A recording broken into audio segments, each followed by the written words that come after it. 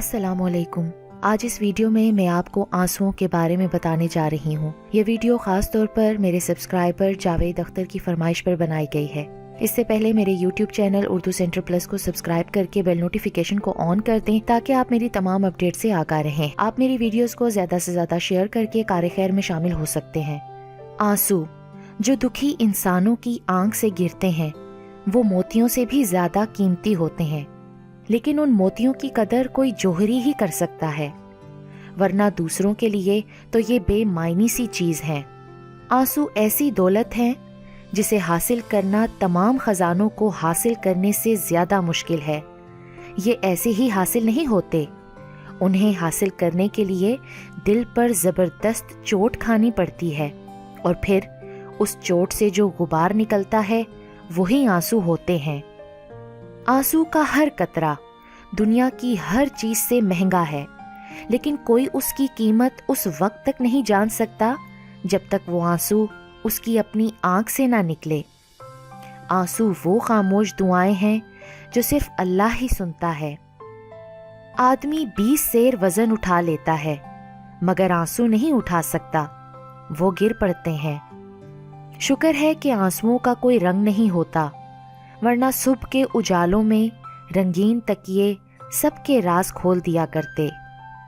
سلیقہ ہو اگر بھیگی آنکھوں کو پڑھنے کا تو بہتے ہوئے آنسو بھی اکثر بات کیا کرتے ہیں۔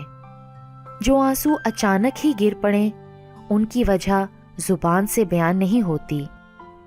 کچھ زخم زندگی بھر ہمارے ساتھ رہتے ہیں، کبھی دلوں میں درد بن کر تو کبھی آنکھوں میں آنسو بن کر۔ جن کی قسمت میں لکھا ہے رونا وہ مسکرا بھی دیں تو آنسو نکل آتے ہیں۔ کسی کا دل مت دکھاؤ، اس کے آنسو تمہارے لیے سزا بن سکتے ہیں۔ بچپن میں جہاں چاہا ہنس لیتے تھے، جہاں چاہا رو لیتے تھے، اور اب مسکراہٹ کو تمیز چاہیے اور آنسوؤں کو تنہائی۔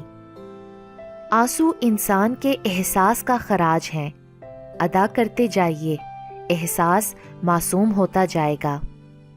آنسو مسکراہٹ سے زیادہ اسپیشل ہوتے ہیں، پتہ ہے کیوں؟ کیونکہ مسکراہٹ تو ہر کسی کے لیے ہوتی ہے، مگر آنسو صرف ان کے لیے ہوتے ہیں جنہیں ہم کھونا نہیں چاہتے۔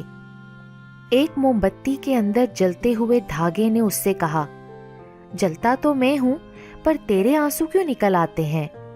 موم بتی نے کہا، جس کو دل میں جگہ دی ہو اگر وہ تکلیف میں ہو تو آنسو نکل ہی آتے ہیں۔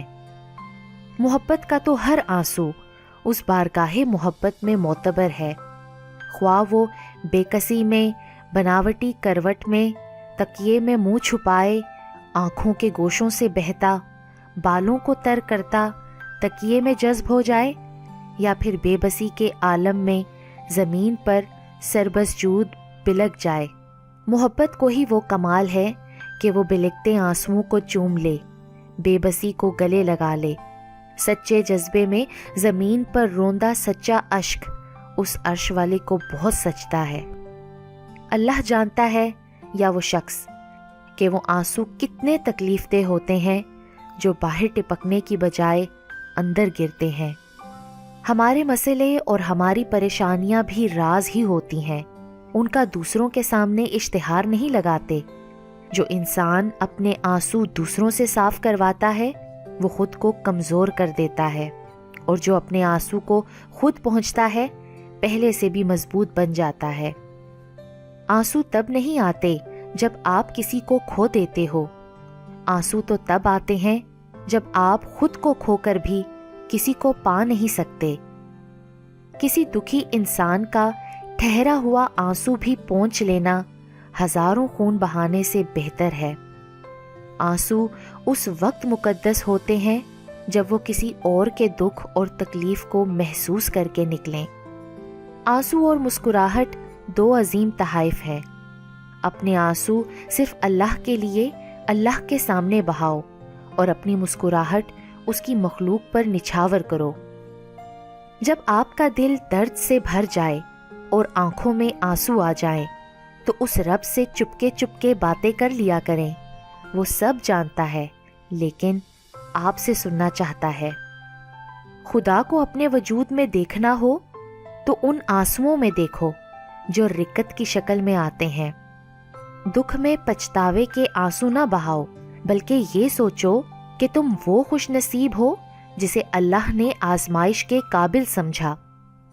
اس دن پر آنسو بہاؤ جو تمہاری عمر سے کم ہو گیا اور اس میں نیکی نہ تھی۔